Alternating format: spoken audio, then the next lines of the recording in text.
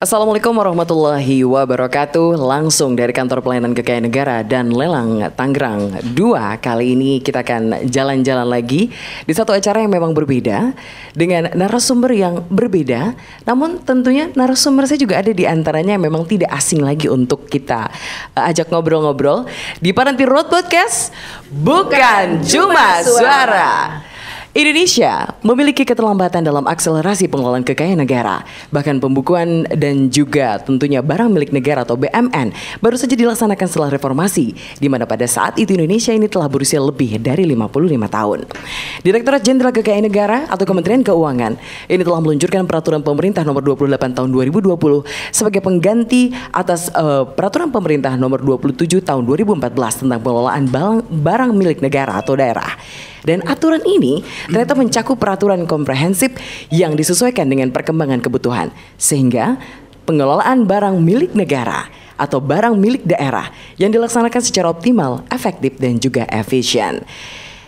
Berbicara kali ini di Paranti Road Podcast, kita akan mengupas lebih dalam tentang pengelolaan aset negara atau barang milik negara, khususnya pemanfaatan. Dalam pemanfaatan pada tahun 2020, kantor pusat DJKN pun memiliki kegiatan yang inovatif, kreatif, dan mengoptimalkan aset negara atau BMN. Kegiatan tersebut pun adalah kompetisi inovasi aset di 2020 yang disebut dengan Koin DJKN tahun 2020. Seperti kita ketahui, di beberapa media sosial, di postingan, dan juga tentunya di dunia digital saat ini telah diviralkan bahwa Kanwil Direktorat Jenderal Kekayaan DJKN Banten ini telah mengikuti beberapa kegiatan koin. Dan ini pun telah berhasil mengirimkan 2 wakil di babak kedua. Saya jadi penasaran, apa sih itu koin? Seperti apa itu koin? Koin yang biasa untuk transaksi jual beli kah? Atau transaksi kita untuk jajan? Oh, tentu bukan ini ya. Ini ada yang spesial dan juga saya termasuk sangat antusias sekali ketika mendengar kalimat koin. Ya, bahwa pada kenyataannya memang di sini kita akan lihat bahwa peranan dari DJKN sendiri terhadap koin ini juga cukup luar biasa. Penasaran seperti apa koin? Baik, sudah ada 4 narasumber saya yang memang sudah tidak asing di antaranya. Karena beliau memang sangat eksis sekali untuk mengedukasi, menginformasikan dan juga tentunya mengapresiasi untuk kita semua, ya. Di mana 4 narasumber ini yang pastinya sudah tidak sabar untuk memperkenalkannya. Termasuk ada yang baru juga sih di Paranti Podcast untuk kali ini. Tapi sebelumnya saya mau ada sedikit pantun. Beli nasi di warung Bu Susi, makannya pakai sambal cumi. Kompetisi inovasi jadi solusi, memberi dampak sosial ekonomi. Tepuk tangan dong. Untuk yang pertama, selamat pagi dan semangat pagi. Saya sih salam kenal dengan Bapak yang satu ini ya. Walaupun saya baru jumpa di flyer langsung di sosial media. Sudah ada Bapak Tugas Agus Priyo Waluyo. Beliau ini adalah tenaga pengkaji optimalisasi aset negara DJKN. Selamat pagi Pak. Saya panggilnya Pak Tugas atau Pak Agus ya? Pagi Mbak. Ada yang manggil Agus, ada yang manggil Tugas, ada yang manggil Waluyo, ada yang manggil Prio. Oke, panggilnya Bapak atau Kakak suka ya? Yang mana? Oke, Pak Tugas, selamat pagi. Walaupun Pak Tugas kali ini tidak bersama kita, ya, tapi tentunya Pak Tugas ini karena menggunakan Zoom dari Jakarta, tapi itu tidak mengurangi rasa kebersamaan kita, Pak Tugas ya, Pak Tugas ya. Anda siap berbagi cerita dengan kami di sini, Pak Tugas? Siap, Mbak Olga. Oke, baik. Dan juga saya ucapkan selamat pagi untuk seluruh peserta Zoom meeting kita hari ini. Halo, apa kabar Bapak Ibu? Baik. Dan selanjutnya juga untuk narasumber saya yang kedua, di sini sudah ada Ibu Nuning Sri Wulandari yang memang sudah tidak asing sekali. Beliau ini adalah ibu saya, dosen saya, teman ngopi saya, teman ngobrol saya, dan sumber inspirasi untuk saya. Semangat pagi, Selamat Bu Nuning. Semangat pagi juga Mbak Iya. Beliau ini sudah tidak asing kalau saya katakan tadi. Ini adalah Kak Kanwil DJKN Banten sekaligus Kepala Perwakilan Kementerian Keuangan Provinsi Banten. Ya kan? Karena kenapa? Banten itu punya Kementerian Keuangan. Betul. Intinya itu yang harus digarisbawahi. Betul. Jadi kalau yang nggak tahu nih wajib tahu saat ini, gitu ya. Setuju banget Mbak Olga. Setuju banget. Oke, Bu Nuning, saya melihat bahwa hampir every day, every time tidak pernah putus untuk bisa mengedukasi dan juga nampaknya nih sering jalan-jalan terus. Tapi jalan-jalannya mau di Zoom meeting, mau sampai belusukan juga jalan. Gak capek? Itu pertanyaan yang selalu ditanyakan. Tidak hanya pada saat saya di Jawa Barat, juga di Banten. Itu selalu ditanyakan. Oh, di Jawa Barat, di Banten juga gitu? Selalu itu ditanyakan. Apa sih rahasia vitamin apa? Karena semangat mungkin ya. Semangat dan ingin aura semangat itu juga mengalir kepada jajaran saya, dan itu yang membawa mereka juga terlalu optimis. Betul, betul. Itu.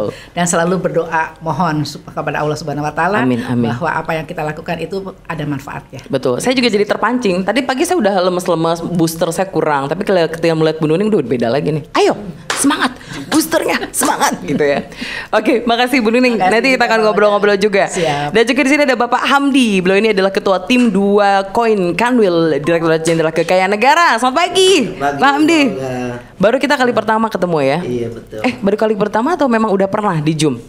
Kalau di Zoom belum pernah ya, baru ini aja. Baru ini aja ya. Oke. Iya benar. Oke, Pak Hamdi, saya juga penasaran karena di sini ada kalimat Ketua Tim 2 Koin ya. Nanti boleh cerita-cerita ya. Siap. Sepertinya ada punya ini perjalanan hidup yang luar biasa nih. Kalau saya lihat. Alhamdulillah kasih kemudahan. Kasih kemudahan dalam menjalani hidup ini. Asik. Puitis banget ya Pak Hamdi. Oke Pak Hamdi, boleh cerita-cerita nanti Pak Hamdi ya. Oke. Dan yang keempat juga selamat pagi, sini ada Mbak Lia Sahara. Mbak Lia ini adalah ketua tim 4 ya? 5 ya. Kanwil Direktur Jenderal Kekayaan Negara. Selamat pagi. Selamat pagi Mbak Olga. Iya, Mbak Lia juga kali pertama kita jumpa ya Mbak Lia ya. Alhamdulillah. Sama sebenarnya punya perjalanan hidup yang sama dengan Pak Hamdi? Kita kurang lebih sama Mbak. Beda tipis aja. Beda tipis ya. Tapi beda rumah kan? Pastinya dong Mbak. Oh iya. Oke. Baik. Tapi kita sudah kompak nih untuk 4 orang bersama Pak Tugas juga ya Pak Tugas ya. Walaupun di sana masih mendengarkan saya tentunya. Sebelum kita mengupas tuntas perbincangan kita tentang koin, kita akan saksikan terlebih dahulu video ini. Saya juga belum tahu ini videonya kontennya seperti apa, dan sepertinya memang ini menarik sekali untuk kita tonton bersama. Dan langsung saja kita akan langsung menyaksikan video singkat tentang koin. Para penumpang yang tahu saat mendarat sudah dekat, namun hati ini terasa pekat mendengar jawaban yang menolak begitu cepat. Sudah lama jiwa meronta-ronta akan dia, tapi harus sadar dia bukan lagi siapa-siapa.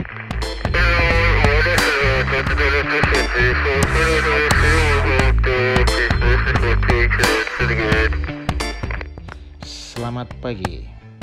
Pilot pesawat Koin Kanwil DJKN Banten berbicara dari ruang kemudi.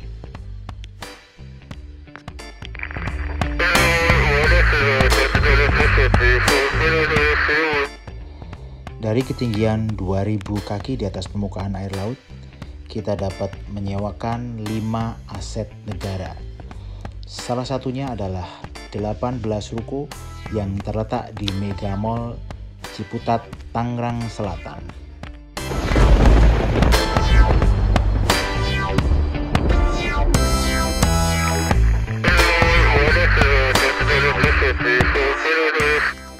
Sambil menikmati sisa perjalanan Anda, tampak di sebelah kanan atau kiri Anda hamparan tanah yang siap digunakan untuk apa saja dan ditanami untuk apa saja, bahkan untuk kegiatan apa saja.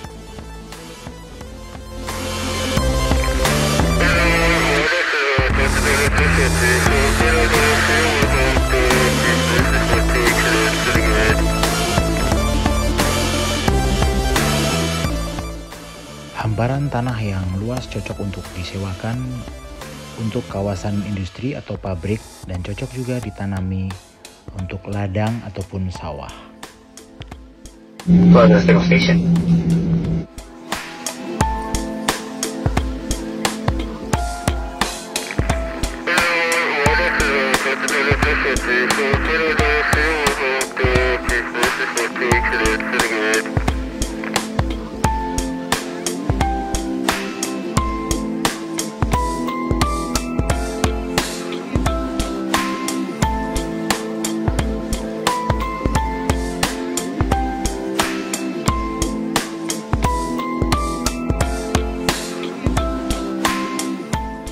131 kios siap untuk disewakan, lokasi di sekitar Terminal Pakupatan, Banten.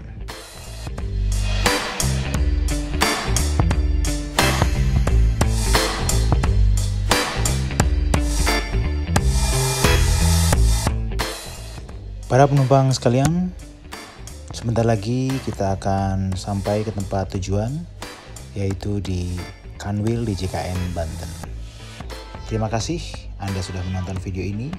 Sampai ketemu di aksi kami berikutnya.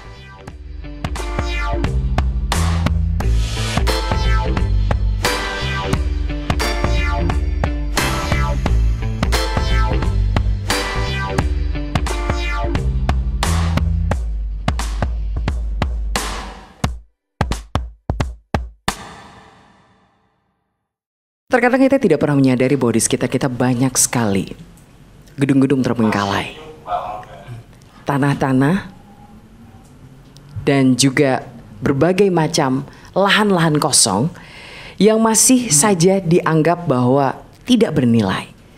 Tapi ketika saya melihat dari video yang ditayangkan tadi, ternyata ini ada satu hal yang perlu kita soroti, bahwa ternyata dari aset negara ini akan menimbulkan nilai lebih.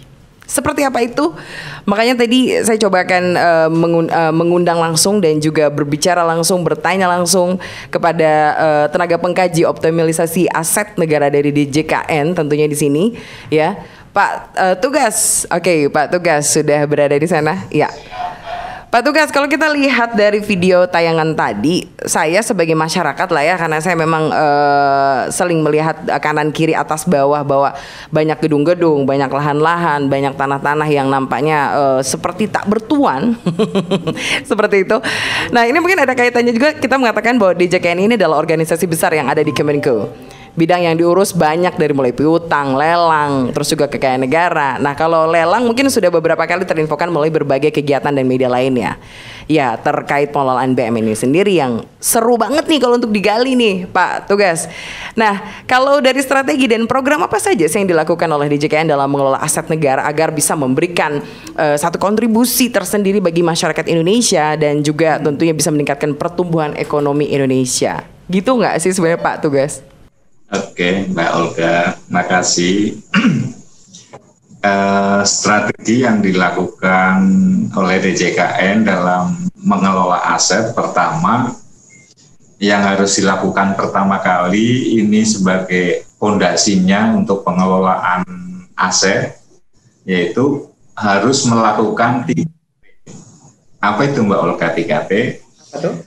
Tertib administrasi, ya, tertib fisik, dan tertib hukum. Jadi kita sebagai pengelola itu pertama harus tahu barang kita, aset kita jumlahnya berapa sih, ada di mana sih, kemudian sudah diamankan dari segi hukumnya belum sih, betul, aman dari pengambilan dari orang-orang yang nanti mengokupasi atau mengaku, kemudian tercatat semua enggak, jangan tidak tercatat langsung hilang. Oke. Yang pertama dilakukan itu melakukan 3T, tertib administrasi, tertib hukum, dan tertib fisik. Nah, setelah melakukan 3T, kemudian kita melihat aset-aset kita digunakan untuk apa sih? Nah, kita selaku pemerintah atau DJKN lah, pertama aset-aset itu harus semuanya digunakan dulu oleh kementerian lembaga. Ini dalam rangka memberikan layanan kepada masyarakat. Nah, kemudian apakah aset-aset semuanya sudah digunakan untuk kementerian lembaga dalam memberikan layanan pada masyarakat atau enggak? Ya. Dan kita lihat, oh mungkin ini ada tapi digunakan tapi cuma sedikit, berarti underutilized. Ya. Oh ini tidak digunakan, berarti idle. Nah, untuk yang underutilized, kemudian idle itu kita lakukan pengelolaannya jangan sampai dengan memiliki aset yang tidak digunakan secara maksimal, tidak digunakan sama sekali tidak digunakan, justru itu nanti membebani APBN, biaya pemeliharaan, pengamanan, tapi tidak optimal ya apa dari aset itu. Nah, terhadap aset-aset yang seperti itu baru kita melakukan pemanfaatan. Pemanfaatan terhadap aset ini tujuannya itu macam-macam, Mbak Olga. Ya. Pertama bisa untuk menghasilkan PNBP, menghasilkan uang. Yang kedua dapat dinikmati oleh masyarakat, menimbulkan manfaat sosial dan ekonomi bagi masyarakat sekitar aset. Jadi dalam pemanfaatan aset oleh DJKN selaku pengelola ini tidak semata-mata untuk menghasilkan PNBP saja, tapi juga pemanfaatan untuk masyarakat sekitar atau ya khususnya masyarakat yang ada di Indonesia lah, itu di daerah tersebut ya. Betul. Tapi Pak Tugas tadi berbicara tentang bagaimana ketika DJKN ini memang harus mengetahui secara detail tentang aset apa saja yang berada di daerah. Contoh misalkan kalau tadi kita lihat ada di daerah Pakupatan di Kota Serang ya, di Kabupaten Serang mohon maaf, dan juga ada di beberapa aset-aset yang kita temukan sendiri. Sebetulnya kalau kita lihat melihat dari nilai aset negara yang saat ini menurut neraca Indonesia, apakah memang nilai tersebut pun sudah diaudit oleh BPK juga gitu? Berapa sih nilai asetnya sendiri kalau misalnya bisa dilihat? Mungkin kalau secara keseluruhan monggo mau disebutkan atau secara garis besarnya saja nggak apa-apa. Oke, betul Mbak Olga. Untuk aset ini tadi kan pertama melakukan 3T. 3T ini kan tertib administrasi, tertib dan tertib hukum. Yang tertib administrasi ini adalah dicatat.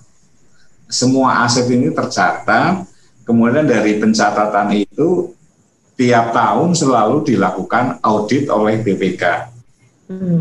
Sesuai dengan laporan keuangan pemerintah pusat LKPP tahun 2019, Mbak. Aset yang tercatat di dalam LKPP ini jumlahnya 10.467 triliun. Wow. Tapi itu terdiri dari aset lancar, aset investasi jangka panjang, aset tetap, dan piutang jangka panjang, serta aset lainnya. Mungkin yang berkaitan dengan koin ini yang langsung berhubungan adalah yang berupa aset tetap. Aset tetap ya. Aset yang mungkin banyak orang juga bilang BMN, ada istilah BMN. Nah, aset tetap ini untuk sesuai dengan neraca tahun 2019 yang telah diaudit oleh BPK, itu nilainya 5.949 triliun. Itu nilai aset yang berupa BMN. Tapi dari pengelolaan barang milik negara, contohnya tadi dikatakan Pak atau BMD, antara lain mungkin meliputi dari pemanfaatan inovasi seperti koin. Kita tertuju nih ya, seperti koin. Ini adalah terobosan yang nampaknya wah gitu loh, yang viral saat ini. Dan baik sesekali ataupun saat selama ini pun belum tahu juga kalau swasta mungkin dapat menyewa contohnya aset negara gitu. Sebenarnya apa sih Pak yang melatar belakangi dari tujuan dari kegiatan inovasi koin ini sendiri gitu loh? Saya agak gemes juga nih pengen tahu, karena mungkin bagi saya pun ingin tahu emang bisa ya aset negara itu disewakan, atau mungkin ya seperti saya mungkin punya usaha banyak gitu ya, udah sombong banget ya. Terus saya mau menyewa aset negara, toh kenapa tidak saya bisa berkontribusi untuk negara dengan adanya PNBP tadi kan, karena saya juga di situ ikut berperan gitu. Pak Tugas, mohon maaf kalau saya agak sombong ya Pak Tugas ya. Oke. Makasih Mbak Olga. Betul itu Mbak Olga. Jadi kami mengadakan koin ini dilatar belakangin pertama DJKN sendiri mempunyai visi, Mbak. Oke. Yaitu menjadi pengelola kekayaan negara yang produktif secara optimal untuk sebesar-besar kemakmuran rakyat. Baik. Itu visinya seperti itu. Dengan visi tersebut, kemudian DJKN sesuai roadmap tahun 2019 sampai dengan 2024 berkomitmen besar untuk menjadi distinguished asset manager. Oke. Di tahun 2024 nanti cita-citanya, komitmennya itu menjadi asset manager yang tidak biasa. Oke. Dalam artian sebagai asset manager itu berarti berhasil dalam mengelola aset yang kemudian dalam pengelolaan ini benar-benar digunakan untuk sebesar-besar kemakmuran rakyat. Yeah. Nah, untuk sebesar-besar kemakmuran rakyat ini bisa dalam bentuk tadi pemanfaatan yang bisa menghasilkan uang, bisa menghasilkan nilai kesejahteraan bersama ya, sosial ekonomi negara ya, dan digunakan oleh kementerian lembaga menjalankan tusi memberikan layanan kepada masyarakat. Tapi Pak Tugas, kalau saya perhatikan koin ini baru hadir di 2020 atau sebelumnya juga sempat ada? Saya berbicara seperti sebagai masyarakat biasa, Pak. Masyarakat umum yang kok baru ada sekarang ya 2020 gitu. Apa memang ini dari efektivitas atau efek dari Covid juga? Jadi kayak semacam diberikan pencerahan-pencerahan atau terobosan atau inovasi. Karena kan Indonesia sendiri ini sedang akan menuju PEN ya, atau pemulihan ekonomi nasional gitu loh, Pak. Seperti apa komentar Anda? Ya. Memang betul ini koin baru diadakan di tahun 2020, Mbak Olga. Diadakan di tahun 2020 baru pertama kali dilakukan. Karena apa? Karena komitmen besar DJKN yang tadi untuk menjadi distinguished asset manager itu baru diikrarkan di akhir tahun di tahun 2019, Mbak Olga. Oke, di akhir tahun 2019 untuk ini ya, Pak ya, koin ini ya. Ikrar berkomitmen untuk menjadi distinguished asset. Oke. Nah, dengan ikrar yang tadi komitmen di tahun 2019, makanya baru dilakukan koin di tahun 2020 ini dengan maksud ini sebagai langkah awal bagaimana menunjukkan bahwa DJKN yang komitmennya sampai dengan 2024 adalah menjadi aset manajer yang tidak biasa. Kita tunjukkan dengan koin. Koin ini adalah kompetisi inovasi aset manajer, Mbak. Oke, saya pikir buat jajan, Pak. Biasa kalau saya dulu zaman-zaman saya SD, koin itu yang buat saya belanja. Bukan ya? Bukan dong. Tapi ini adalah kompetisi inovasi. Wow, baik. Dalam pengelolaan aset negara. Baik, Pak Tugas, berbicara tentang koin, kompetisi inovasi yang diadakan oleh DJKN ini sudah tersebar di seluruh provinsi di Indonesia. Termasuk kami dari Provinsi Banten. Di sini sudah ada Bu Nuning. Bu Nuning. Ya. Mungkin agak TikTok ya Pak Tugas dengan Bu Nuning juga. Bu Nuning dari DJKN Provinsi Banten melihat ini semua, kalau saya lihat gelegar sekali karena memang di sosial media maupun di beberapa pemberitaan ini viral loh Pak Tugas. Termasuk Provinsi Banten yang dari kemarin kalau saya lihat juga ngikutin gitu ya, saya sebagai followernya DJKN tuh kok wah banget Bu Nuning. Ini sebetulnya memang satu inovasi yang memang perlu digebrak. Tapi saya sampaikan dulu mungkin ya, Bolka. Boleh. Ini mungkin menjadi agak bias kali ya, Bolka. Ya. Karena selaku ketua koin, Mbak. Oh, gitu ya. Ketua penyelenggaraan koin. Oh yes. Tapi ingin saya soroti di sini sebenarnya lebih, ya Pak Tugas, yang ingin saya soroti di sini mungkin lebih ke perputaran ataupun mungkin maksudnya di sini adalah seperti apa sih peranan dari koin ini sendiri, karena saya katakan tadi ini koin itu viral loh se-Indonesia. Anda mungkin sebagai tadi dikatakan bahwa sebagai tenaga pengkaji aset negara memiliki pandangan tersendiri. Karena yang kita soroti seperti itu ya, Bu Nuning ya. Gitu. Oke, bagaimana menurut Anda Pak Tugas? Seperti itu ya? Ya tadi dari pengelolaan aset yang bagaimana oleh DJKN sudah di awal kan tadi saya bicara Mbak. Ya, betul. 3T, kemudian dari 3T yang langkah pertama digunakan KL, sedangkan yang sisa tidak digunakan oleh KL itu jangan menjadi beban APBN. Betul. Harus bisa menghasilkan pengelolaan yang mewujudkan untuk sebesar-besar kemakmuran rakyat. Makanya itulah di sini pentingnya koin. Koin untuk menunjukkan ke seluruh masyarakat bahwa pengelolaan aset yang dilakukan oleh DJKN ini benar-benar untuk kemakmuran rakyat yang sebesar-besarnya. Betul. Kemakmuran rakyat yang sebesar-besarnya. Kami dari Provinsi Banten sangat menyambut baik, Mbak. Termasuk saya adalah pihak luar yang ketika saya mendengar ini betul, Pak Tugas. Berarti saya bisa dong Bu Nuning kalau saya nih mau menyewa atau juga mau menggunakan fasilitas negara, dalam arti saya bisa memberikan kontribusi berupa mungkin tadi seperti PNBP gitu kan. Karena saya ulangi lagi Pak Tugas, saya mungkin beralih ke Bu Nuning Pak, mohon izin, ketika aset negara itu bisa disewakan oleh negara sendiri, memiliki satu pemanfaatan kepada contohnya seperti saya UMKM contohnya saja, berarti ini memiliki nilai manfaat. Betul. Begitu. Dan tapi satu pertanyaan sebelum saya ke situ. Ini viral loh di Banten. Komentar Anda sebagai Kanwil DJKN seperti apa? Saya merasa pertama saya mungkin bangga dulu ya. Oke. Ya, sebagai pengelola aset yang ada di Provinsi Banten ya. Karena ini yang tadinya bukan siapa-siapa. Baik. Ya. Aset-aset yang bertebaran di Provinsi Banten ini banyak ya, ternyata lumayan banyak ya, baik itu aset properti maupun BMN itu sendiri. Ya. Nah sekarang sudah dilihat tadi terlihat akhirnya jadi biasa, meningkat lagi jadi terbiasa. Betul. Orang semakin ingin tahu bagaimana itu aset bisa dimanfaatkan atau tidak. Saya kepo loh Pak Tugas dan Bu Nuning ngedengar. Oke. Ya. Baik.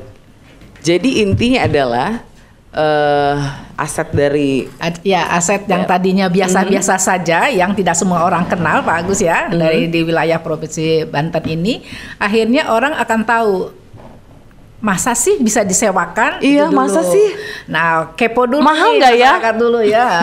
Mahal nggak sih? Mahal nggak sih? Gitu loh. Dengan pelayanan kami melalui KPKNL yang ada di yang ada di Provinsi Banten ini. Betul. Di mana ada 3 kantor pelayanan yang ada di Serang, Tangerang 1 dan Tangerang 2. Betul. Nah, ini masyarakat bisa datang langsung untuk menanyakan lebih lanjut ke KPKNL itu sendiri, langsung menanyakan apakah bisa disewakan sesuai dengan nilai yang sudah ditetapkan atau yang sudah dinilai. Tapi sepanjang yang kalau misalnya kaitan dengan koin ini, kami sudah melakukan penilaian dahulu. Betul. Ya.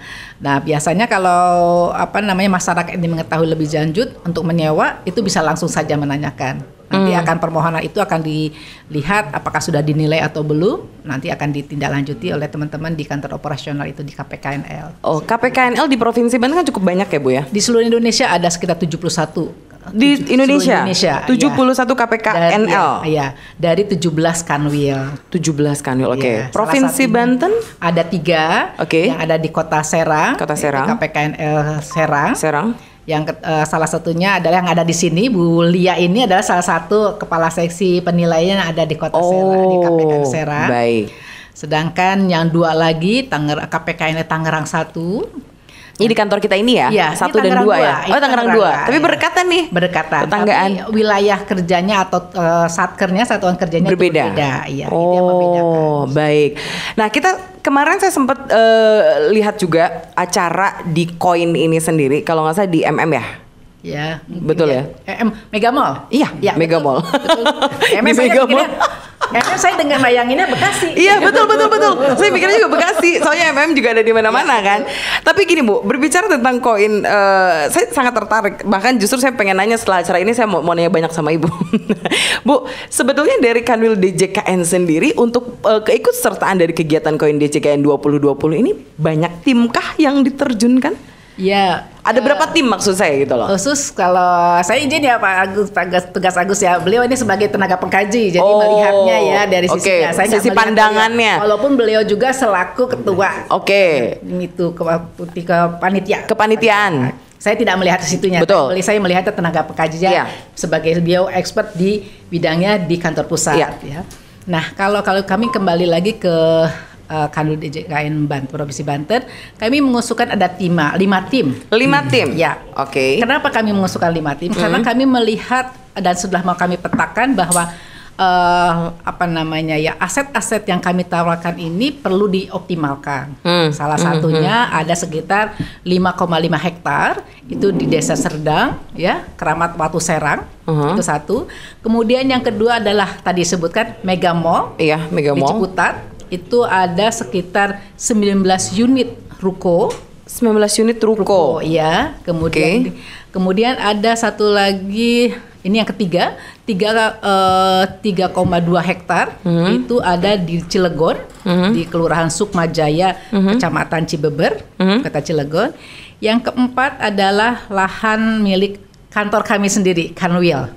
Di Jalan Diponegoro. Iya. Di situ dengan luas kami menyewakan atau mengoptimalkan lahan tersebut, dan dari gedung itu adalah aula yang ada di lantai 4 dan juga lahan parkir yang akan nantinya kami prioritaskan untuk kantin atau yang lainnya. Karena itu suatu kebutuhan di kota kami sendiri sangat minim untuk kebutuhan untuk persediaan makanan atau makan siang untuk masyarakat masyarakat atau pegawai. Ya. Tapi sebentar, ngomong tentang Kanwil DJKN, emang itu ada berapa lantai ya? Sampai ada skala liftnya juga ya. Iya. Dan itu di ujung yang paling yang paling lantai atas itu yang tadi dikatakan lahan Kanwil untuk bisa disewakan. Ya, disewakan aula lumayan besar, itu kapasitas sekitar 100 sampai 150 ya. Dan ada ruang kecil juga untuk sebagai ruang untuk istirahatnya dulu sebentar ya. Kemudian satu lagi yang terakhir, ada yang kelima adalah di Terminal Pakupatan. Terminal ya. Sebanyak 131 kios. Nah, karena kami sudah petakan seperti itu, artinya kami membutuhkan ada tim untuk diberi kewenangan untuk bertanggung jawab. Bagaimana mengoptimalkan. Dan tim Bapak Ibu inilah yang hadir di sini ya, Bu? 2 diantaranya. 2 diantara. Tadi ada 5. Iya. Ada 5 tim. Nah, itu yang dari 5 itu akhirnya alhamdulillah 2 diantaranya yang hadir di sini adalah Bu Lia sebagai ketua tim dan Pak Hamdi sebagai ketua tim 5 dan Pak Hamdi ini ketua tim 2 yang masuk nominasi 6 besar. Wih, seluruh Indonesia. Keren. Nanti mungkin Pak bisa ditanyakan ke Pak Agus, tugas Agus, berapa jumlahnya persisnya beliau yang lebih tahu. Berapa jumlah tim seluruh Indonesia itu beliau yang tahu. Karena saya hanya tahu yang ada di wilayah kami sendiri. Cukup banyak ya Pak Tugas ya untuk se-Indonesia ya Pak Tugas ya. Alhamdulillah Bu Mbak Olga, seluruh Indonesia ada 65 proyek. 65 proyek optimalisasi negara. 65 proyek tuh maksudnya gimana tuh? Timnya maksudnya 65 tim. Berarti ada 5 proyek Mbak Olga. Nah, dijumlah dengan kanwil-kanwil yang lain seluruh Indonesia dalam koin 20 ini jumlahnya ada 65 tim yang ikut koin 2020. Berarti 65 proyek optimalisasi aset. Iya. Tapi kalau kita lihat Pak Tugas Provinsi Banten ini tadi lolos, ada 2 tim yang lolos ke babak selanjutnya untuk nasional. Penilaian ini sendiri memang luar biasa ya. Maksudnya memang ada satu pemahaman ataupun nilai strategis gitu maksud saya terkait ini semua. Komentar Anda seperti apa? Jadi dalam penilaian untuk koin ini yang paling besar tentu satu mengenai realisasi proyeknya itu terrealisasi tidak sih? Terrealisasi. Itu nilai yang paling besar, unsur yang paling besar. Kemudian unsur yang paling besar kedua ini adalah kompleksitas dalam pengelolaan aset dalam proyek optimalisasi tersebut. Semakin kompleksitas dari aset yang akan dioptimalkan, maka nilainya akan besar. Bobot yang berikutnya adalah apakah proyek ini menghasilkan manfaat ekonomi sosial tinggi atau tidak. Unsur berikutnya baru kita melihat yang penerimaan berupa PNBP nanti itu dihitung dari ROA-nya menghasilkan berapa persen. Terus unsur yang berikut ROA, return on asset. Kemudian unsur berikutnya itu adalah mendukung UMKM tidak, mendukung Go Green tidak, mendukung pengarus utamaan gender tidak, seperti itu Mbak. Dan unsur terakhir tentunya bagaimana inovasi yang dilakukan. Itu yang menjadi unsur utama dalam penilaian koin dari 65 sekarang menghasilkan 6 besar. 6 besar ya, oke. Pak Tugas, berarti memang klasifikasi ini bisa dikatakan bahwa tidak hanya berbicara masalah penerimaan saja atau ROE tadi, tapi juga unsur kayak Go Green juga itu memang ngaruh ya Pak ya? Save our earth gitu ya, kayak semacam memperhatikan lingkungan sekitar. Bahasanya seperti itu Pak Tugas. Sampai aspek yang begitu menurutnya kayaknya biasa gitu loh. Kenapa Mbak Olga? Iya, sepertinya mungkin kalau dilihat aspek kayak tadi tuh ada Go Green juga, nilai ekonominya juga. Jadi kayak memperhatikan tidak hanya dari sisi pemanfaatan secara ekonomi saja maksud saya. Memperhatikan dari sisi yang begitu simple. Betul Mbak Olga. Betul, baik. Bu Nuning, tapi saya beralih lagi ke Bu Nuning. Bu Nuning berbicara tadi seperti apa yang dikatakan oleh Pak Tugas. Dari saya boleh spesifik ke satu hal yang tadi terkait tentang aset yang berada di Provinsi Banten yang sekarang lagi dikajikan tadi ada Terminal Pakupatan ya. Betul. Nah, kalau saya sorotin nih Terminal Pakupatan bakalan indah pada waktunya. Sepertinya. Gimana Bu Nuning? Ini karena berbicara kalau pemanfaatan secara ekonomi, berarti kan akan ada penyesuaian, bakal ada inovasi terobosan. Saya katakan tadi Terminal Pakupatan bakalan indah pada waktunya. Mungkin paham maksud saya ya? Oke, gimana tuh Bu Nuning? Ya, baik Mbak Olga. Memang mungkin Mbak Olga sebagai orang lama yang tinggal di Kota Serang ya pasti enggak lama juga sih Bu. Enggak lama juga ya. Pasti sudah melihat. Cuman saya menyoroti gitu. Menyoroti ya. Memang sekarang ini setelah dilakukan ikut dikompetisikan ya terminal tersebut dan terlihat banyak berminatnya di lingkungan baik khususnya UMKM. Betul. Itu untuk menunjukkan adanya perhatian tidak hanya dari otoritas yang ada di terminal itu, dalam hal ini adalah Direktorat Jenderal Perhubungan, betul, ya, dan selaku satuan kerja, dan juga adanya perhatian dari masyarakat bahwa pemerintah aware loh sama kita, iya benar-benar perhatian loh gitu loh. Nah itu kan akhirnya akan timbul kesadaran bagi UMKM sendiri yang akan menyewakan, bagaimana saya bisa saling memberikan juga tidak hanya kontribusi atas penerimaan negara, tapi juga menata si unit kiosnya yang disewa itu menjadi lebih baik dan indah dipandang mata. Nah itu maksudnya indah dipandang mata. Oke, tapi ngobrol-ngobrol tentang itu saya juga jadi penasaran juga sama timnya di sini juga telah hadir. Ada saya panggilnya Mbak Lia atau Cecilia ya? Bu Lia. Oh Mbak Lia.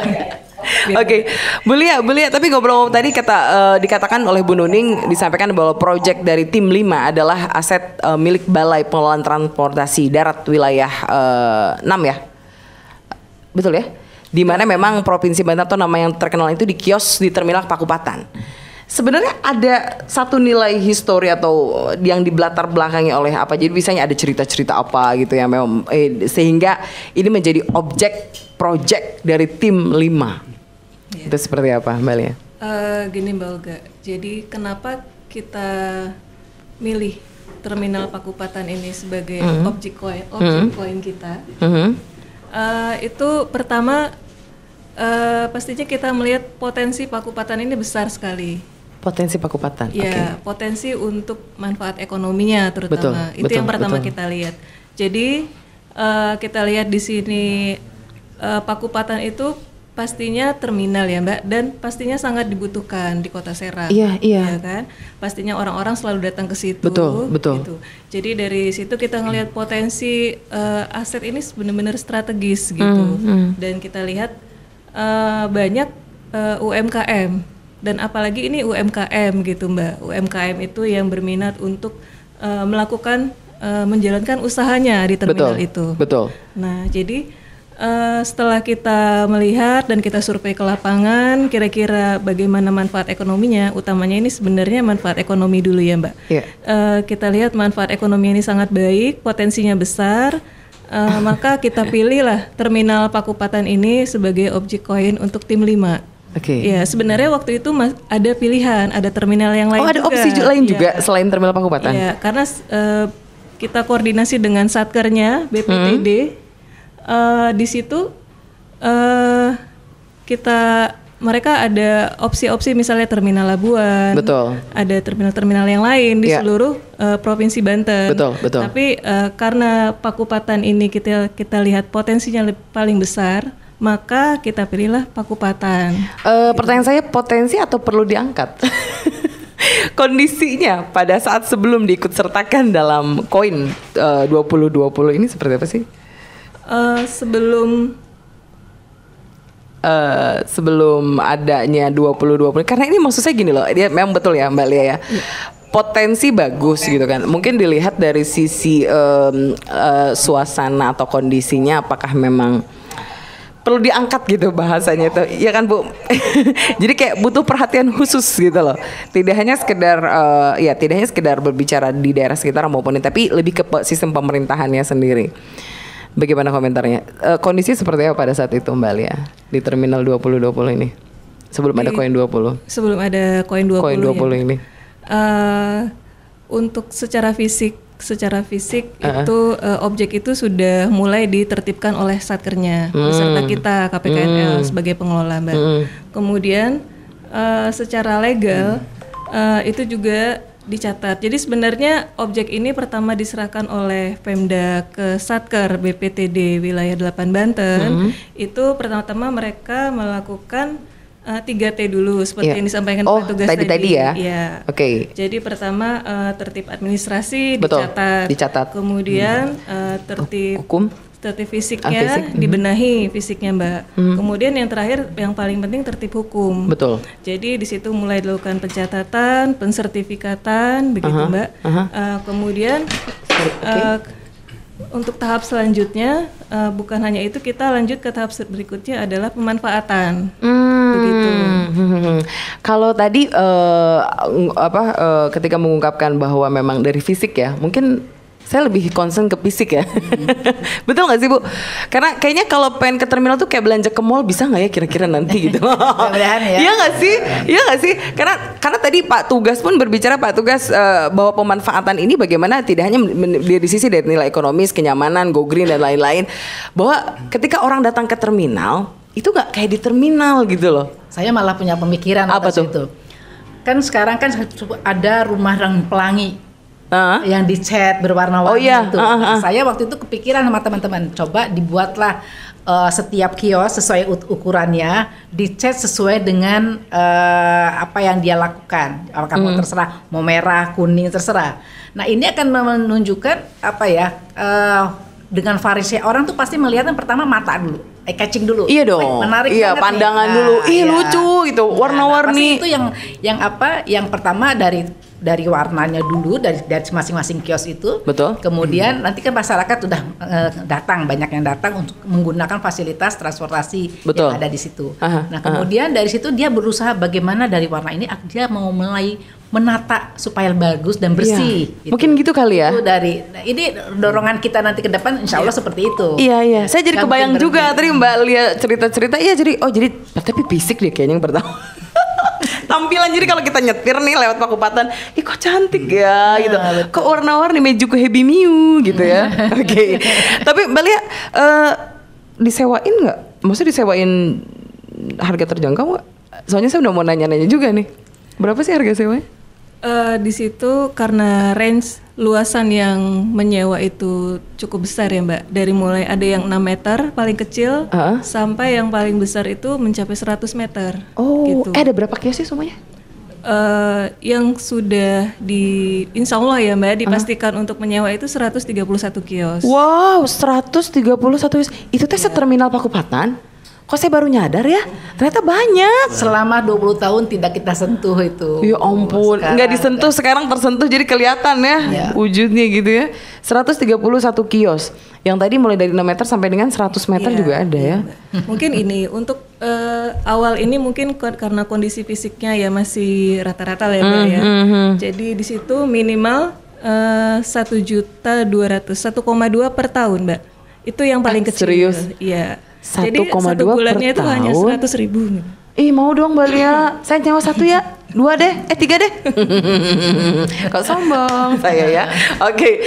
Tapi di sela-sela pada saat penyewaan itu mereka welcome sekali ya dengan adanya seperti itu ya. Tentu, terlihatnya tentu. Karena itu manfaatnya bagi mereka untuk legal statusnya mereka juga. Jadi nggak bisa diusik-usik oleh orang-orang lain. Iya, jadi nggak ada lagi tuh yang namanya japrem-japrem ya. Betul. Ibu tahu kan japrem? Iya, yang harus. Jadi maksudnya kayak kita bayar tuh memang bayar PNBP untuk kontribusi ke negara. Iya. Tidak ada lagi yang namanya ya gitu-gitulah ya, yang aneh-aneh ya. Betul ya, tadi Mbak nggak diganggu gugat secara legalnya, juga memang mereka lebih nyaman, aman, tentram dan sejahtera seperti itu. Tapi kendalanya pada saat menyewakan apa aja sih? Ada nggak sih kendala di lapangan? Misalkan kayak contoh sekarang kan lagi masa pandemik nih, ya nggak sih? Mereka iya nggak sih? Lagi masa pandemi terus orang-orang ayo kita mau sewain dengan sekian. Sempat ditemukan nggak di masing-masing? Pastinya Mbak, pasti itu berimbas juga gitu ya.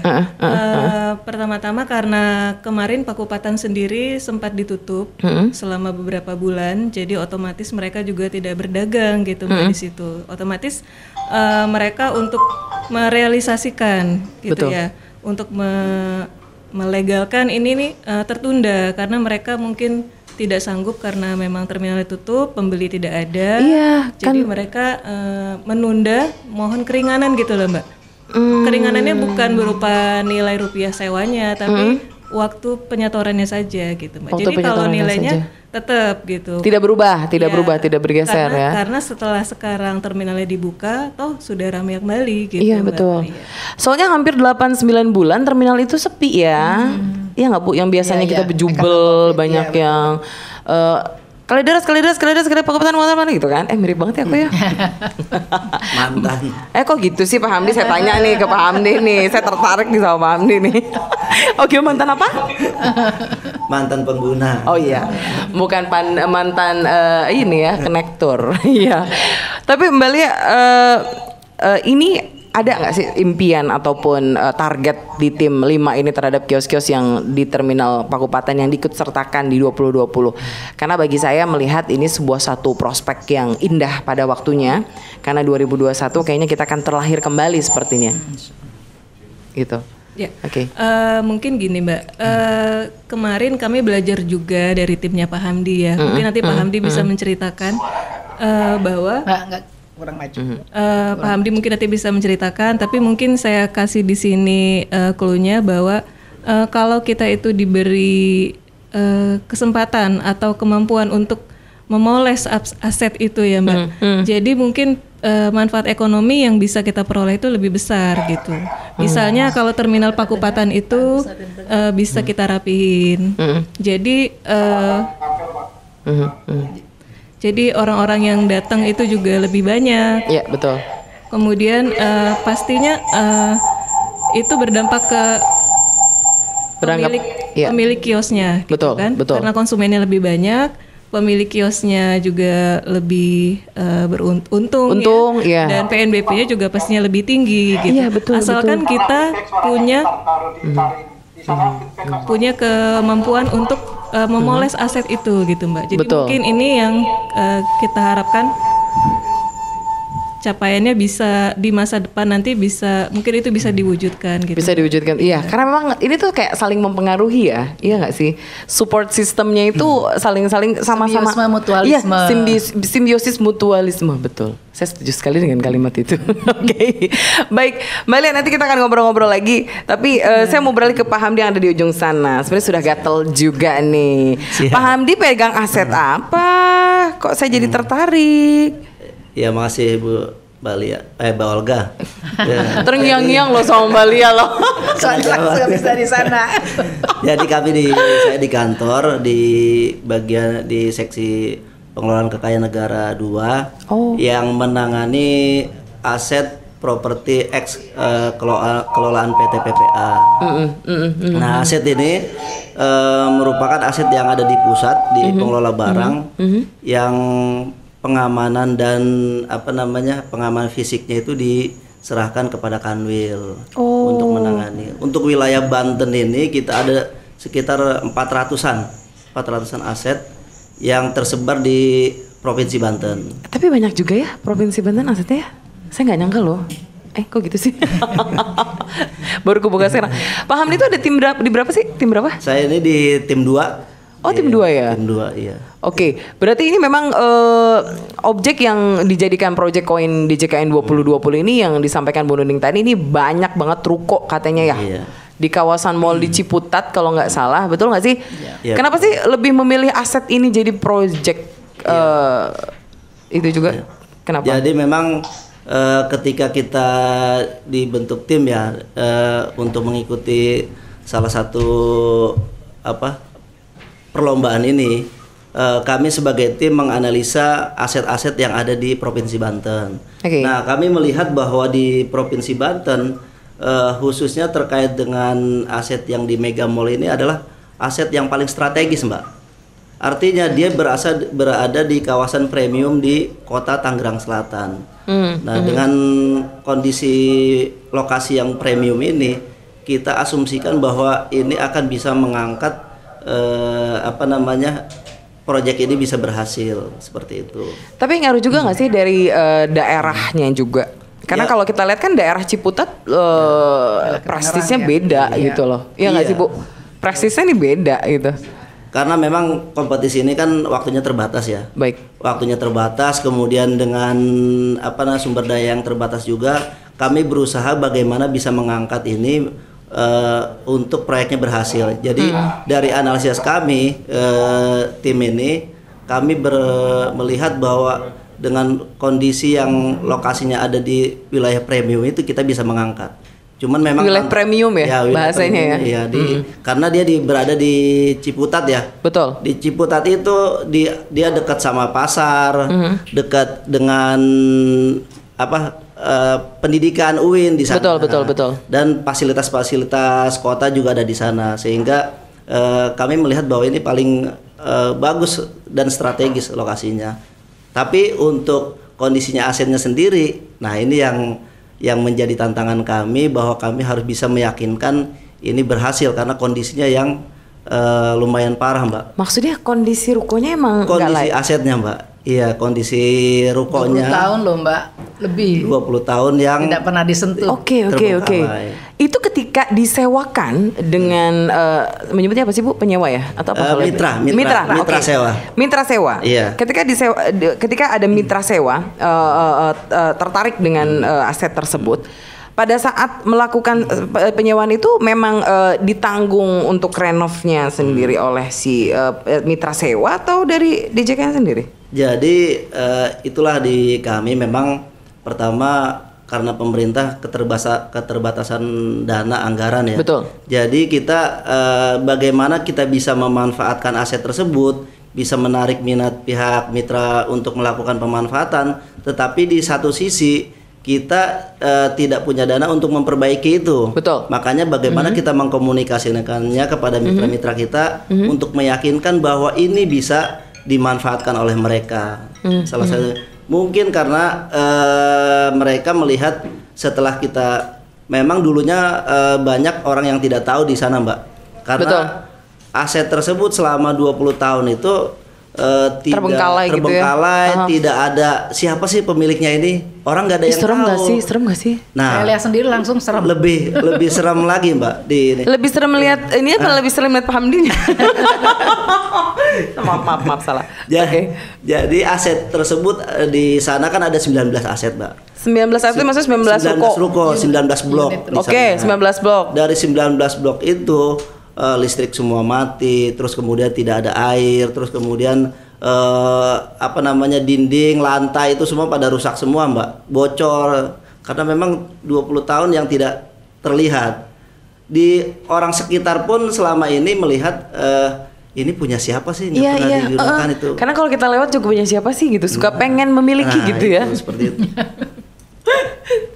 Jadi kalau dilihat dari kenapa kami memilih komplek ruko ini, karena kita sebenarnya ingin bagaimana kita membangun kawasan itu hidup kembali. Karena dia di sana itu kan namanya mega mall ya. Mall, sebutannya mall. Mega lagi. Iya, mega lagi.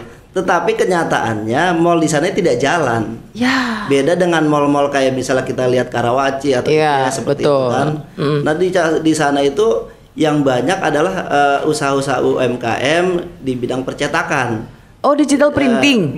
Paling banyak di sana itu seperti itu, digital printing. Berarti maksudnya UMKM ya, Bu? UMKM. UMKM ya.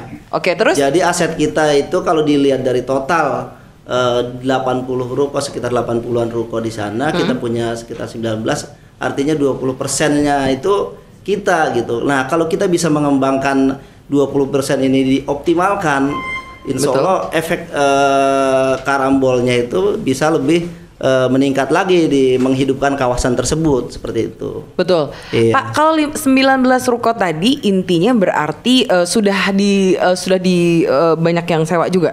Ya belum. Ini targetnya kita. Targetnya kita untuk bagaimana proyek tim 2 ini bisa mengangkat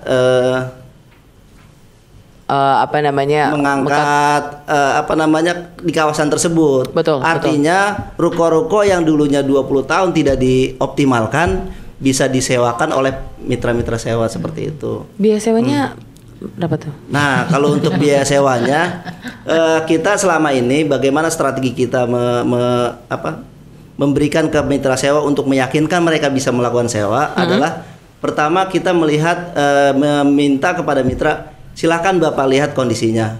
Kita memberikan sewa ini apa adanya. Baik. Artinya dengan kondisi yang tadi tidak ada listrik, tidak ada air, terus kemudian dinding rusak, bocor atau segala macam. Nah, kita minta mereka menilai itu. Biarpun kita punya nilai hasil dari penilaian berapa sih besar nilai sewa. Nah, sebelum kita menyampaikan nilai sewa kita minta mereka untuk bisa menilai sendiri. Oke. Nah, dia kan tahu tuh di sana. Tapi kok enak banget ya kalau saya yang nilai sendiri, saya bisa segimana saya dong. Dalam arti gini, UMKM di sana kan beberapa itu ada yang juga milik sendiri, ada juga yang dia sewa kepada orang lain. Betul, kan. betul. Nah, ketika dia menyewa kepada orang lain, dia akan tahu kan berapa pasaran sewa di sana. Harga jualnya itu ya. Harga sewanya. Okay. Kalau pasaran sewa di sana, tapi kan biasanya kondisinya lebih bagus. Betul. Sudah siap masuk seperti itu kan. Yeah. Nah, untuk yang di sini dengan kondisi apa adanya, mereka akan memperhitungkan. Nah, misalnya contohnya saya sanggup sekian 25 juta atau 35 juta gitu, seperti itu. Nah, dia akan memperhitungkan setelah saya nyewa dengan kondisi apa adanya, saya akan mengeluarkan perbaikan-perbaikan, renovasi. Betul. Nah, itu yang akan dia sewa. Apakah lebih kompetitif dia menyewa kepada negara melalui DJKN atau mereka mencari aset-aset yang sudah siap pakai. Nah, ini banyak pilihan seperti itu. Ternyata banyak juga mitra-mitra kita yang ternyata tertarik dengan kondisi itu. Oh, justru tertarik ya? Dengan mungkin harganya lebih terjangkau. Ya, itu tadi. Betul nggak sih? Betul. Karena berbicaranya bukan untuk secara komersil. Iya. Kalau kita lihat ya, untuk penerimaan negaranya sendiri. Tujuan utamanya adalah bagaimana kita mengangkat UMKM masyarakat untuk bisa mengembangkan di perekonomian di daerah tersebut. Betul. Iya, Pak Tugas, dari penuturan Pak Hamdi mengatakan bahwa nilai ekonomi yang dihasilkan itu tadi bahwa tidak berbicara nominal secara garis besar, Pak. Lebih kepada tadi ditawarkan ternyata masyarakat banyak yang antusias untuk mengikuti program koin ini karena dari nilai sewa yang dikemukakan oleh DJKN ini sendiri terjangkau. Komentar Anda seperti apa sebagai pengkaji? Karena mungkin dilihat bahwa kajiannya sendiri memang cukup dalam nih Pak ketika masyarakat melihat mungkin kondisi yang memang tidak seperti pada umumnya Pak dengan barang yang disewakan. Sebagai petugas. Baik, makasih Mbak Olga. Jadi kalau saya pahami yang dilakukan oleh timnya Pak Hamdi ini sebenarnya semua aset kalau mau disewakan selalu sesuai nilai wajar sebenarnya Mbak Olga. Hanya saja karena nilai wajar ya. Aset seperti itu ya mestinya ada penurunan harga. Jadi nggak umum pasaran berlaku.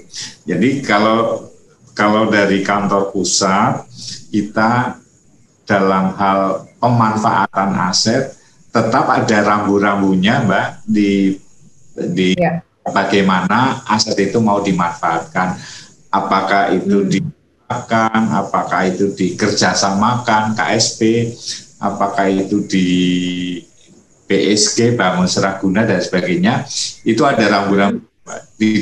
Tidak sewenang-wenang nanti teman-teman di KPKNL dan di Kanwil itu karena kondisi begini saja, tidak, tapi dari kantor pusat itu sudah memberikan rambu-rambunya Mbak. Nah dalam tadi kok nilainya rendah banget ya seperti itu Mbak, karena kondisi asetnya memang jelek tentunya kita melakukan penilaian. Jadi sebelum disewakan aset itu tetap dilakukan oleh penilaian tim penilai menghasilkan angka berapa itu sesuai dengan aset yang akan dimanfaatkan. Iya.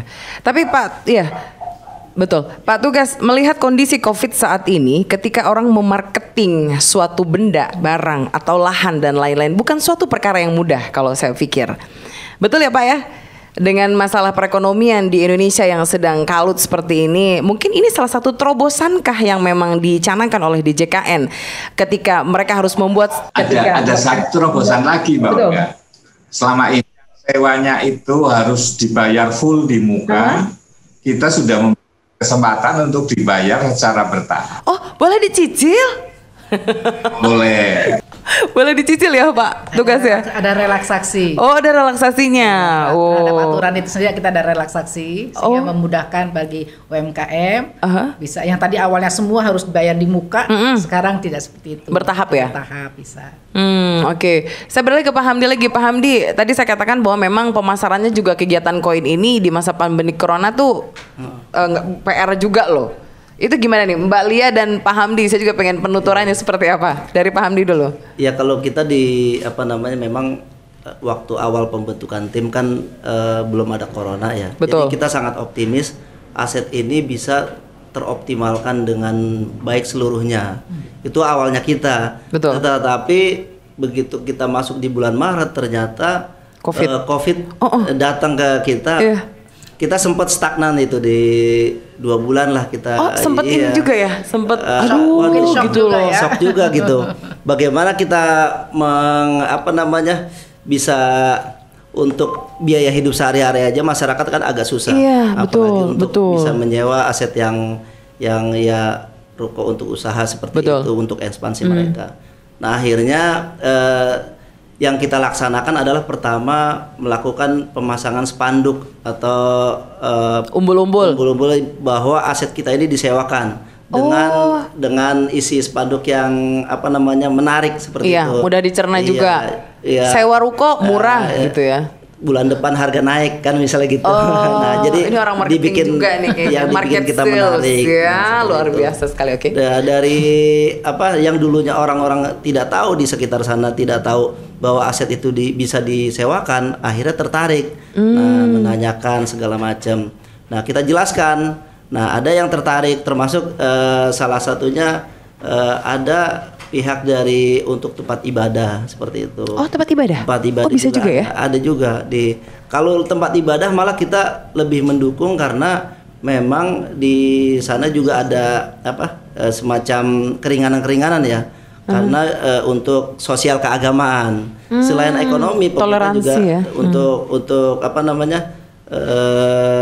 keagamaan itu kita sangat mendukung seperti itu. Jadi ketika kita mempromosikan terus kemudian orang mulai tahu dengan adanya aset tersebut bisa dimanfaatkan, nah udah banyak yang menanyakan ke kami ya macam-macam. Ada yang kok Pak kenapa nggak dirapiin dulu sih, saya terima jadinya nih, bisa masuk berapa sewanya gitu. Oh sampai berani. Ada yang seperti itu. Sampai berani untuk ya udah sok dibenerin aja dulu, renov aja dulu biar nanti beli berapa. Nah kita pertama sewa itu di A5 Mbak.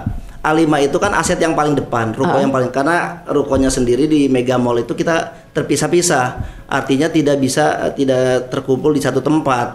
Jadi ada yang di blok A5, di blok B, terus kemudian di blok C, di blok E, dan di blok F. Nah ini tersebar. Kenapa kita lebih dulu A5? Karena A5 ini sebagai etalase kita. Betul. Kalau dia bisa dimanfaatkan kemudian bisa hasilnya bagus, orang lain akan melihat ini gitu. Nah nanti bisa untuk menarik dari yang lain-lain untuk menyewa seperti itu. Oke, Bu Nuning, kalau tadi Pak Hamdi mengatakan bahwa ini tuh bisa perkat atau pemersatu bangsa, iya nggak sih, dan perkat NKRI. Betul. Ya Pak, Tugas dan juga Bu Nuning ini menurut saya kok kayak nyambung terus ya, kayak nggak putus-putus gitu. Kayak memang tepat sekali gitu program ini. Ya. Memang seperti apa? Ya kalau menurut saya ini bagian dari program pemerintah juga ya. Bagaimana dengan suasana yang kondisi yang masih saling satu sama lain, egonya dikeluar ya. Tapi dengan kami melaksanakan koin ini, kemudian juga ada di salah satu tim kami juga itu ada bagian yang bisa memperkat bangsa. Betul. Salah satunya adalah bagaimana kita bersama-sama kita untuk berkomunikasi dengan baik, dan juga kita bisa mendorong tidak hanya dari sisi UMKM tapi juga kita dari sisi keagamaan. Betul. Juga kita bisa saling berkomunikasi dan juga bisa menghormati. Betul. Satu sama lain. Dan akhirnya kami kemarin juga bertemu dengan salah satu pimpinan dari tempat keagamaan itu tersebut, dan mereka sangat berterima kasih sekali dengan peran pemerintah yang tidak hanya memberikan kesempatan seluas-luasnya, tapi juga mereka bisa beribadah dengan nyaman, tenang, dan juga bisa bisa memberikan kontribusi, terutama yang bersangkutan seperti itu, kontribusi dari pemerintah untuk kenyamanan atau keharmonian, harmoni toleransi antar agama itu sendiri. Iya, makanya tadi judulnya aja tuh koin sebagai pemersatu bangsa dan perkat NKRI begitu ya. Oke, Mbak Lia, saya mau kembali ya Mbak Lia dengan Pak Hamdi. Ini memang sebenarnya sama, market sales juga untuk negara karena memberikan kontribusi untuk negara. Iya, senyum yuk, senyum bareng. Oke, Mbak Lia dengan Pak Hamdi, kalau menurut saya sama. Hanya mungkin berbicara sales di daerahnya nggak sih, kayak strata ekonomi sosial. Kalau berbicara ke situ. Jadi kalau tadi kan Pak Hamdi mungkin lebih ke prestisnya memang ada di daerah yang katakan daerah-daerah premium gitu kan. Sebenarnya sama juga daerah premium, hanya mungkin kelompok atau kelasnya yang memang agak sedikit berbeda. Kalau tadi mungkin di mall. Kalau ini kan mungkin tadi di lapak. Tapi lapak juga ternyata kontribusinya gede juga loh. Katanya ada berapa ratus miliar gitu. Gimana sih? Kecil-kecil tapi banyak gitu. Kalau kata bahasa Sunda mah bilangnya kecil-kecil tapi neuner. Ibu ngerti nggak sih? Sedikit-sedikit tapi lama menjadi bukit. Nah itu gimana Mbak Lia? Marketingnya sendiri gampang nggak? Karena memang kalau melihat kan lapaknya ada 131 loh. Iya. Jadi mungkin agak beda dengan timnya Pak Hamdi. Iya. Jadi di kita tuh sebenarnya untuk marketingnya itu lebih mudah gitu Mbak. Lebih mudah. Walaupun banyak sebenarnya lebih mudah karena mereka benar-benar dari awal tuh sudah semangat gitu. Semangat banget untuk sewa di situ gitu Mbak.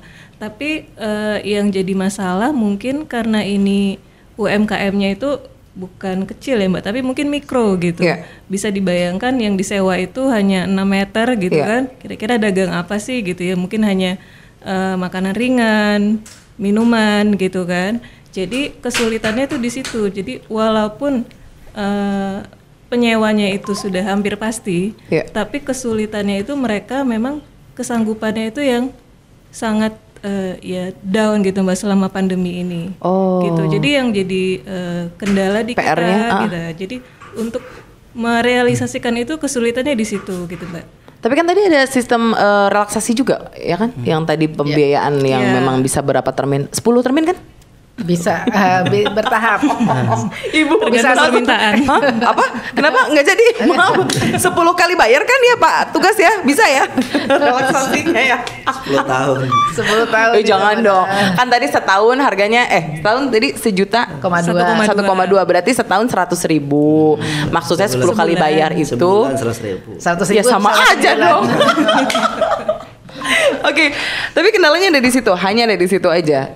Ya, kendalanya di situ karena memang benar-benar usaha mikro gitu ya Mbak. Jadi untuk mengangkatnya itu kita memberikan relaksasi di waktunya gitu. Jadi sebenarnya untuk sewa ini kan sudah dikeluarkan izinnya itu di Maret. Tapi pas Maret itu mulai pandemi COVID, ya. Jadi mereka tidak bisa gitu kan. Penghasilan juga akhirnya dari BPTD-nya sendiri memberikan keringanan. Beberapa bulan kemudian mereka ya kita ngikutin aturan yang di SOP di kantor ya Mbak. Mereka usulkan lagi, kita keluarkan persetujuan lagi untuk yang kedua. Nah disitulah baru di persetujuan yang kedua ini mereka mulai realisasi. Jadi mulai store kemarin Oktober sampai November itu ada 53 kios gitu Mbak. Atau ada 16 kios dengan nilai sementara 162 juta. Berapa? 16 kios berapa? Mohon maaf, 53 kios 162 juta. 162 juta. Jadi itu yang sudah masuk ke kas negara saat ini. Applause dong, ini keren banget. Kecil tapi nahner. Iya, kecil tapi nahner. Maaf ya Bu, kayak bahasa daerah. Oke. Nah, saya mau berikutnya ada tambahan lagi nih Mbak. Jadi karena masa persetujuan yang kedua ini sudah habis, tapi peminat sewa yang lain itu masih banyak, itu ada sekitar 76 lagi. Sisanya yang belum? 76 lagi. Jadi rencananya itu di bulan depan kita akan keluarkan persetujuannya lagi untuk yang tahap ketiga. Itu direncanakan realisasi PNBP-nya 312 juta Mbak. Berapa? Gitu. 312 juta. Untuk realisasi? Untuk realisasi 76 kios. Tambahan yang baru bulan depan. Oke, berarti ini menambah peluang juga ya, peluang bisnis nih untuk para UMKM ya, contohnya ya, gitu kan. Oke, Pak Tugas. Oke, balik ke Pak Tugas menyoroti dari Pak Hamdi dan juga Bu Lia. Tadi Pak Hamdi sempat ada sedikit penyampaian dari salah satu customer katanya, Pak, coba dong, nggak apa-apa, silakan direnovasi aja dulu gitu ya, nanti saya bayar. Pak Tugas, kalau ada cetusan dari customer yang bahasanya mereka berani sebetulnya untuk membayar, cuma mungkin mereka riuh atau ribet untuk yang namanya renovasi sendiri, katakanlah ini andai-andai loh ya Pak Tugas ya. Misalkan dari pemerintah sendiri, oke, kita bangunin deh, tapi udah sepakat ya gitu dengan mitra, udah buat MOU nih gitu kan, dengan mereka berani membayar. Kira-kira bisa tidak Pak, analisa Anda? Kajiannya? Gini Mbak Olga, justru dengan adanya koin ini kita mengharapkan satu, tentu saja insan-insan kita di JKN benar-benar menjadi aset manager. Berarti bukan inovasi-inovasi seperti yang tadi disampaikan Bu Nuning, disampaikan Pak Hamdi, muncul untuk menjadi pengelola aset yang bagus. Yang kedua, dari pengelolaan aset ini yang ada unsur pemasaran lah, ada unsur nanti pembayaran sebagainya, seperti tadi juga disampaikan oleh Mbak Olga ya. Karena kalau saya mau memperbaiki dulu ini dengan segini, nah hal-hal yang seperti itu kita harapkan menjadi masukan feedback dari pelaksanaan koin ini. Seandainya itu belum kita buat aturannya, nanti akan kita buat aturannya. Oke. Walaupun sudah ada aturannya, kita langsung meng-approval, silakan laksanakan. Mungkin seperti itu Mbak Olga. Oke, baik. Intinya memang sebenarnya masukan untuk ke depan lah ya Pak ya, karena memang ini kan baru mengawali. Tapi mengawali ini ternyata emang cara berpikirnya nih ya out of the box, yang dimana ini bisa menjadi satu sumber inovasi ke depan, sebetulnya seperti itu Pak Tugas ya. Baik. Negara pasti berbangga dengan pengelolaan barang milik negara dengan rusak, nganggur, dan juga memberikan banyak aspek manfaat tentunya. Pak Tugas, sebelum kita mengakhiri obrolan karena waktu kita sudah sangat terbatas sekali, mungkin dari Bu Nuning terkait tentang pengembangan aset ini, kalau dari Pak Hamdi dan juga Bu Lia kan ini luar biasa sekali ya. Untuk pemasukan ke negara juga luar biasa dari aspek ekonomi dan lain-lain. Mungkin ada tambahan lain? Ya. Kalau saya dengan keberhasilan teman-teman ini dalam mengoptimalkan asetnya, pastinya banyak manfaat. Ya, tidak hanya untuk negara tapi juga untuk masyarakat, khususnya UMKM. Betul. Ini bagian dari peran khususnya DJKN untuk mendorong PEN ini sendiri. Betul. Ya, untuk berkontribusi terhadap pemulihan ekonomi nasional. Betul. Dan menurut hemat saya kegiatan koin ini tidak hanya berhenti di sini. Ini adalah pijakan awal. Untuk ke depannya bagaimana kita selaku manajer aset, ya, yang nanti ke depannya akan menjadi distinguished asset manager. Nah, kita harus memiliki terobosan lain yang bisa pastinya memberikan manfaat ke depannya. Betul. Ya, tidak hanya untuk kami selaku regulator, tapi juga untuk pemerintah, untuk masyarakat pada umumnya. Dan juga yang utama adalah kami juga harus memasang plang-plang dulu supaya masyarakat tahu, ini punyanya negara loh. Sosialisasi dulu. Ya. Setiap aset-aset itu kita pasang plang. Nanti ternyata kalau pada saat dipasang plang itu ternyata memang dilihat, dilakukan kajian oleh internal kami, bahwa ini seperti tadi Pak Hamdi maupun Mbak Bulia mengatakan, sebelum dilakukan mereka mau petakan dulu.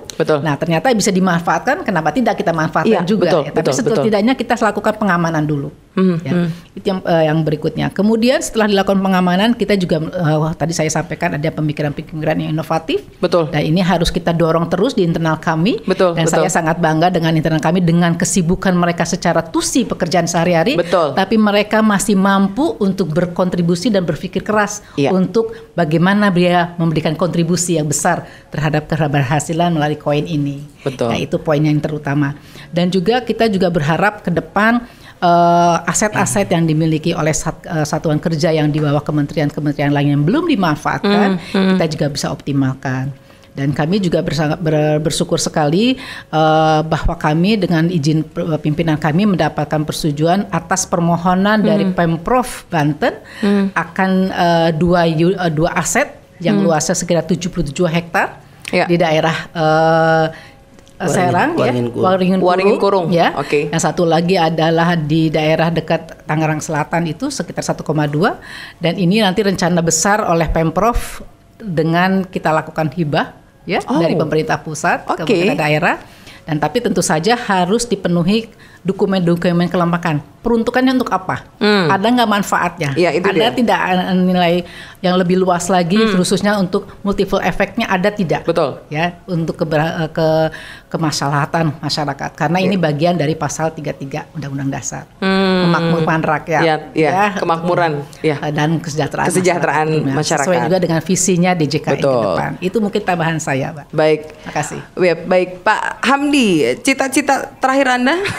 Cita-cita sih. Harapan, karena ini kan baru mulai dan gerakannya juga udah bagus banget begitu. Terkait tentang apa yang diharapkan ke depannya seperti apa? Ya, kalau tadi seperti yang disampaikan Ibu Kanwil, bahwa memang ini sebenarnya tugas kami, Mbak, ya, terkait dengan selaku manajer aset untuk mengoptimalkan seluruh aset yang ada di Provinsi Banten. Tetapi dalam rangka koin ini kami memang kemenangan itu bukan tujuan kami sebenarnya.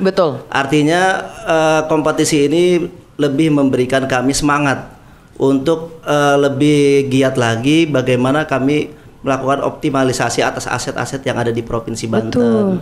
Sehingga dengan teroptimalisasinya aset provinsi di Provinsi Banten ini akan meningkatkan peran DJKN, masyarakat lebih mengetahui bahwa DJKN ini sangat berperan, berkontribusi terhadap perekonomian nasional terutama di Provinsi Banten. Yeah.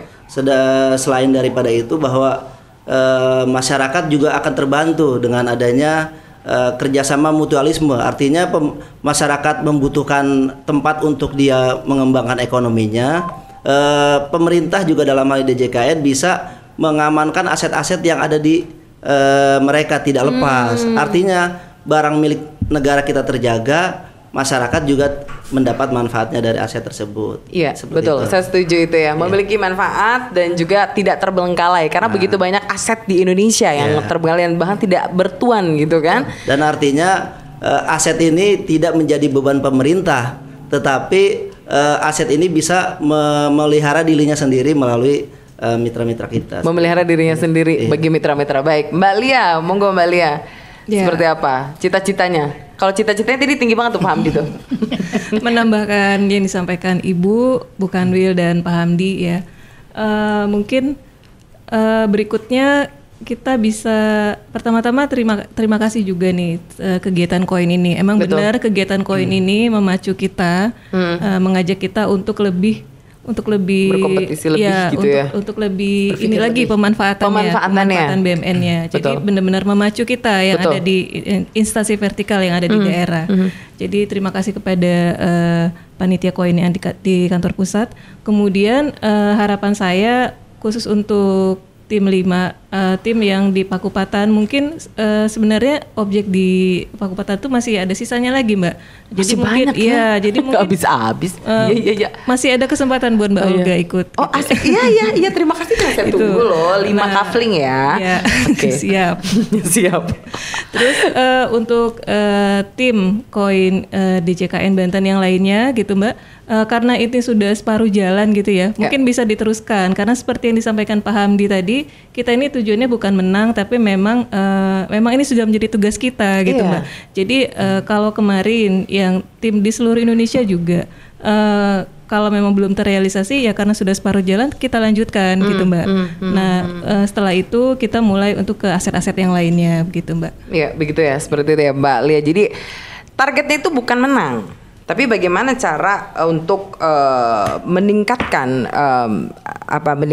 kemajuan daerah di Provinsi Banten yang memang ternyata aset negaranya tuh banyak gitu yang terbengkalai. Dan kita bisa menghasilkan itu tadi nilai ekonomi yang luar biasa. Pak Tugas, saya sangat tertarik Pak Tugas karena tadi rekan-rekan ada Pak Hamdi dan juga Belia menawarkan juga untuk selanjutnya kepada seluruh masyarakat untuk tidak segan-segan ataupun tidak tidak gelap juga ketika melihat bahwa ayo kita bangkit di pemulihan ekonomi nasional dengan adanya program koin ini sendiri. Mungkin harapan dari Pak Tugas sendiri bahwa ini jangan sampai berakhir di sini aja gitu loh. 2021 kita lebih bangkit lagi gitu loh. Seperti apa Pak Tugas? Karena bahasanya tadi program ini bukan untuk sebagai pemenangan, tapi yaitu tadi terobosan untuk ke depan untuk mendapatkan pemulihan ekonomi yang lebih baik lagi bagi masyarakat Indonesia. Betul. Terima kasih Mbak Olga. Jadi memang koin ini sebenarnya yang pertama pembelajaran sekaligus langkah awal untuk biar menjadi Distinguished Asset Manager di tahun 2024. Nah, koin ini memang diselenggarakan di tahun 2020. Ini rencananya akan kami selenggarakan juga di tahun depan, mungkin tiap tahun. Oh, jadi tiap tahun ya Pak ya? Betul. Dan khusus untuk yang tahun ini proyeknya tidak terrealisasi, kami di tahun depan akan kita lanjutkan pada kategori khusus yang proyeknya belum terrealisasi. Jadi yang saat ini belum terrealisasi proyeknya jangan patah semangat karena akan kami adakan lanjutannya di tahun 2021 dalam kategori khusus yang belum terrealisasi, begitu Mbak Olga. Baik. Nah, tadi apa yang tadi disampaikan Pak Hamdi, Bu Lia, itu yang diharapkan oleh kami di kantor pusat seperti itu terwujud di semua KPKNL seluruh Indonesia.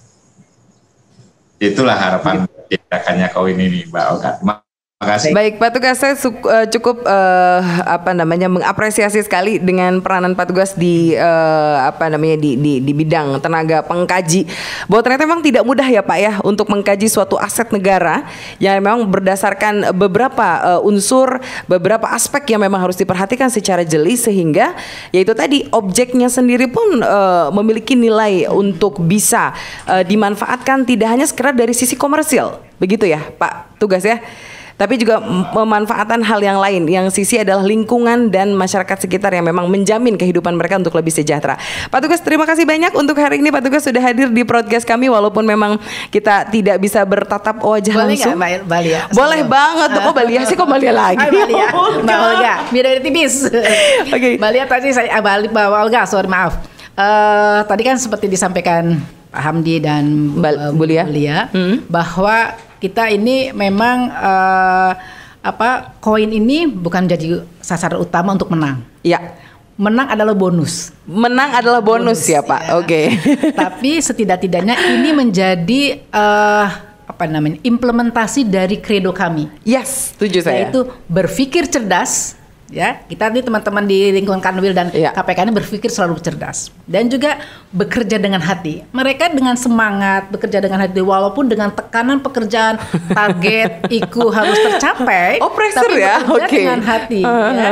Dan itu dinikmati. Bagian dari kenikmatan bekerja dengan hati adalah menikmati akan pekerjaan itu sendiri. Betul Bu. Ya. Dan akhirnya terus kreatif, berinovasi tiada henti. Betul. Itulah credo kami yang selalu kita tetapkan, kita selalu gaungkan, karena dengan kata-kata mungkin saya bisa memberikan satu satu kata-kata lagi. Pantun. Pantun, betul. Iya, betul. Rasa santan sungguh menggugah selera. Asik. Membuat masakan sedap terasa. Asik, cakep. Tim Koin DJKN Banten memang jawara. Cakep. Semangatnya memang luar biasa. Itu mungkin saya sedikit pantun saya. Iya, quote saya dari Ibu hari ini: berpikir cerdas, bekerja dengan hati, berinovasi tiada henti. Ya. Saya mau ya Bu, boleh saya kutip ya obrolan ini? Silahkan. Asik. Dengan senang hati. Saya juga punya pantun dong. Siap-siap ya. Belah duren di rumah Juminten. Mbak Olga cakep. Oh, terima kasih. Oke. Wajah meringis akibat tertusuk duri.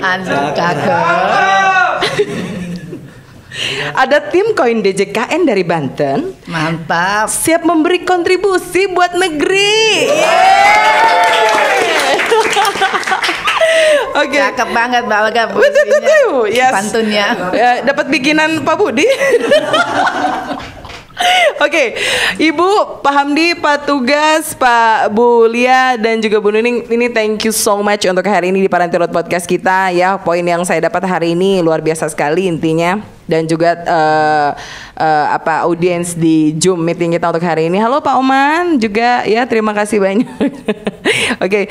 Disimpulkan adalah bahwa keberhasilan koin DJKN tahun 2020 mampu memancing kreativitas setiap pegawai dan tim untuk menginisiasi pemanfaatan barang milik negara seperti yang disampaikan oleh Bu Nuning tadi, dan meningkatkan peran pengelolaan BUMN dalam memberikan manfaat sosial dan ekonomi terhadap masyarakat sekitar. Itu poinnya. Khususnya tim koin Kanwil DJKN Banten memiliki komitmen besar untuk mewujudkan kekayaan negara yang dikelola secara optimal, berkelanjutan, instrumental dalam keuangan negara dan kontribusi dalam perekonomian nasional yang mampu memberikan contoh sebagai pemersatu bangsa, pererat NKRI yang saat ini sedang pemerintah gaungkan, serta mendorong bangkitnya UMKM dalam upaya pemerintah dalam pemulihan ekonomi nasional, khususnya di masa pandemik corona. Kami bangga dengan kalian. Mari dukung DJKN dengan mencetak generasi koin-koin emas selanjutnya. Dan jangan lupa saksikan di YouTube untuk acara kita hari ini. Ya, di YouTube Kanwil DJKN Banten dan juga Paranti FM di Paranti Road Podcast. Bukan cuma suara. Ya, terima kasih banyak. Wassalamualaikum warahmatullahi wabarakatuh. Bye bye. Terima kasih.